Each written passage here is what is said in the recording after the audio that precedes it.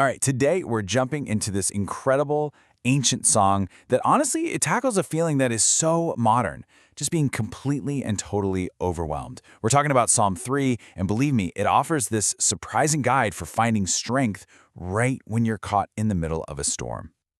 I mean, really think about it. Have you ever been in a situation where the odds just feel impossibly stacked against you? Where it's like, it's just you against, well, an army? That very feeling, that's our way into understanding this text. Okay, so to really get Psalm 3, you have to understand where it's coming from. This wasn't something written in a quiet library or a peaceful study. No, this was forged in the fire of a genuine, life-threatening crisis. Yeah, this is not some abstract poem. It is a deeply personal cry from someone who is in serious trouble. I mean, the author's literally on the run, he's been betrayed by people super close to him, and he's facing enemies who want him gone. This is a song that was born from pure desperation. So, what did this opposition actually look like? Well, the psalm paints this really vivid picture of being completely surrounded, just swamped by the sheer number of people against him. The song just bursts open with this raw, almost breathless exclamation. You can feel the panic in those words, right? It's not just, oh, I have a few enemies. It's this staggering, jaw-dropping realization of how many there are. And this visual, this really gets to the heart of the psychological weight of it all. You know, it's one thing to have enemies, sure, but it's something else entirely to feel so completely and utterly outnumbered, like you're a tiny little island in a vast hostile sea. But the attack, it went even deeper than that. His enemies weren't just a physical threat, they were actively targeting his faith. All the voices around him were saying, see, even God won't save you now. This was a full-on assault on his last line of defense, his hope. And right here, right at this rock-bottom moment, the entire song pivots. It's amazing. The psalmist makes a conscious choice to shift his focus away from the size of his problem and onto the nature of his protector. This line, this is the turning point. Did you catch that first word? But.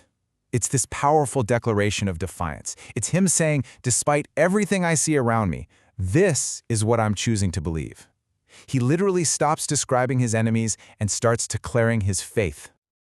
You know, this contrast really captures the central fight happening inside this psalm.